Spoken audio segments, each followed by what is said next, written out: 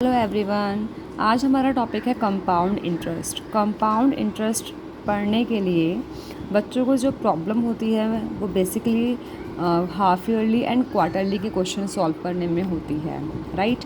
तो आज हम डिस्कस करने वाले हैं क्वेश्चन बेस्ड ऑन क्वार्टरली, ठीक है, कंपाउंडेड क्वार्टरली।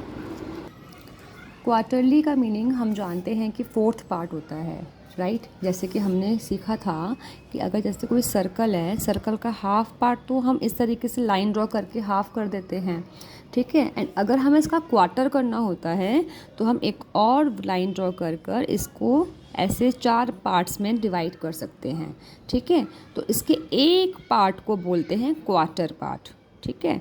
तो मतलब कि टोटल पार्ट्स कितने हैं? 4, कितने के? 1। इसका हम इस पूरे चारों में से ओनली 1 पार्ट के बारे में अगर हम बात करेंगे, 1 पार्ट के बारे में अगर हम बात करेंगे चारों में से, तो वो होता है क्वार्टर पार्ट। 1/4 हम इसको रिप्रेजेंट करते थे सर्कल में। तो इसी कॉन्सेप्ट को अब हम अपने क्वार्टरली में भी यूज़ करने वाले हैं, कंपाउंडेड क्वार्टरली में। हमें पता है कि क्वार्टर का मीन्स 4 होता है, ठीक है।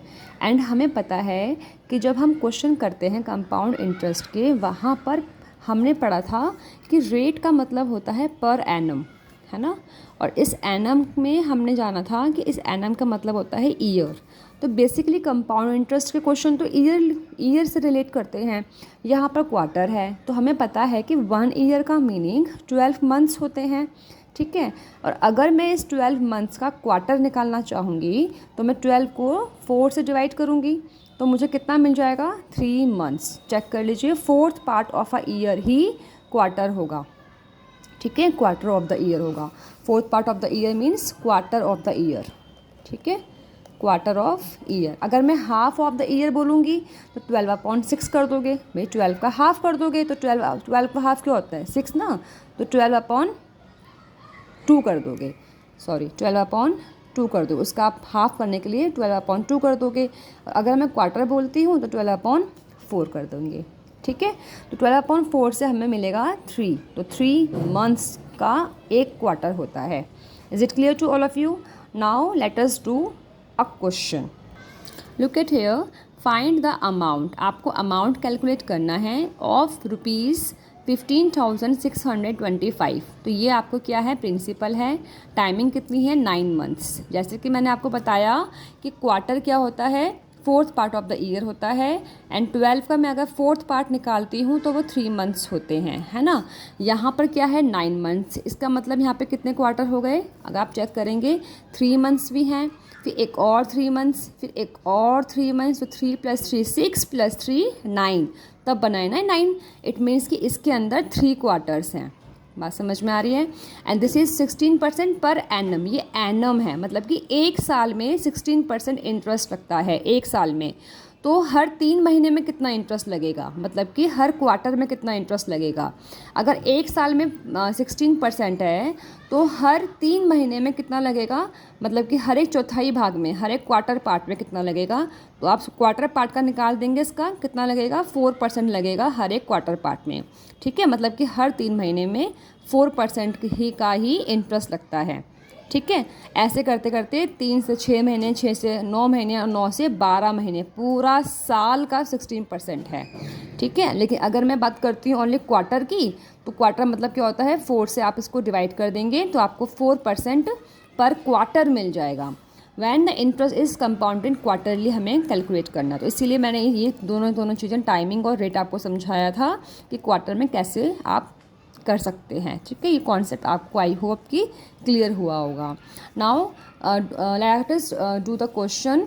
Here we have P is 15,625 and time is 9 months। अगर आप समझ गए हैं तो आपको समझ में आ गया होगा कि 9 मंथ्स का मतलब है कि इसके अंदर 3 मंथ्स के 3 पेयर्स बन रहे हैं, मतलब कि 3 क्वार्टर्स हैं, ठीक है। लेकिन अगर जिनको समझ में नहीं आया वो लोग इस मेथड से भी कर सकते हैं।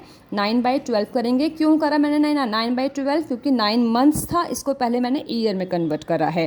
तो ईयर में कन्वर्ट करने के लिए हम इसको 12 से डिवाइड कर देंगे और सॉल्व होने के बाद आएगा 3/4, ठीक है। एंड फिर इस 3/4 को क्वार्टर में कन्वर्ट करने के लिए मल्टीप्लाई बाय 4 करेंगे और फिर ये कट के आएगा 3 क्वार्टर। तो एज यू विश, आप कोई भी इसमें से स्टेप्स या मेथड आप इसमें से ऑप्ट कर सकते हैं।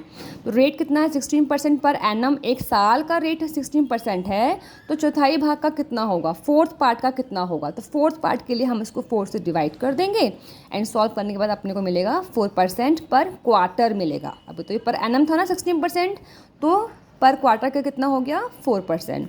Now we just need to change time and rate only, हमें ओनली रेट एंड टाइम को ही चेंज करना होता है। बाकी एज़ यूजुअल जो आप करते हुए आ रहे हैं विद यूजिंग फॉर्मूला आपको वैसे ही करना है। ए आपको निकालना था, क्वेश्चन में फाइंड द अमाउंट लिखा हुआ था, तो A is equal to P 1 + r upon में 100 and raise to the power n, n is time. P is 15625 bracket close, bracket लगाएंगे, 1 + r इज़ 4। यहाँ पे अब आप 16 यूज़ नहीं करेंगे क्योंकि 16 तो एनम के लिए था, है ना। और हमें क्वेश्चन में बोला है कंपाउंडेड क्वार्टरली कैलकुलेट करिए, तो कंपाउंडेड क्वार्टरली के लिए हमने इसको कन्वर्ट कर दिया है, पर क्वार्टर में 4% था, तो आर आप यहाँ पे 4 यूज़ करेंगे, अपॉन में 100 ब्रैकेट लगाएंगे। टाइम भी अब आप 9 मंथ्स यूज़ नहीं करेंगे, कितने क्वार्टर हैं तो उसमें 3 क्वार्टर्स थे, तो 3 यूज़ करेंगे। क्लियर हो गया। अब इसको 4 = 4, 4 × 2 = 8, 2 रिमेनिंग 20 बन जाएगा, 4 × 5 = 20, 1/25। Now we just know that if there is no denominator, only 1 is here, we can easily multiply this number to this, 25 1 = 25 plus 1 26/25 की पावर 3। पावर 3 है, इट मीन्स कि हम इसको 3 बार लिख सकते हैं, ठीक है। दोनों ही चीज़ों को 26/25, 26/25, 26/25 एंड जिसको क्यूब्स लर्न होंगे 30 तक, तो उसको पता रहेगा कि 25 का क्यूब ही 15625 है, ठीक है। 25 का ही क्यूब है 15625, तो इसे इजीली हम लोग कैंसिल कर सकते हैं 15625 से। एंड जिसको नहीं आते हैं इस टाइप के क्यूब्स, जिसको नहीं पता, तो वो इसको कैंसिल भी करेंगे, तो वो इसको कैंसिल कर सकते हैं। 5 × 5 = 25, 5 × 3 = 15, 5 × 1 = 5, 5 × 2 = 10, 5 × 5 = 25, 5 × 1 = 5, 5 × 6 = 30, 5 × 2 = 10, 5 × 5 = 25, ठीक है। एंड 625 आपको पता है 25 का स्क्वायर है, तो जिसको पता है वो इजीली काट देगा, एंड जिससे नहीं पता वो स्टेप्स लेगा। 5 × 5 = 25, 5 × 1 = 5, 5 × 2 = 10, 5 × 5 = 25, 5 × 1 = 5, 5 × 2 = 10, 5 × 25। नाउ 25 इजीली हम कैंसिल कर सकते हैं। अब हमें मिल गया है 26 × 26 × 26, 26 का क्यूब होता है 17576, और ये आ गया आपका अमाउंट। ये पूरा क्या निकाल रहे थे हम लोग, अमाउंट ही तो कैलकुलेट कर रहे थे ना। This is all a is for amount. इन क्वेश्चंस में, क्वार्टरली वाले क्वेश्चंस में, you just need to understand this part, ठीक है, कि how to convert rate and time. Okay, thank you very much.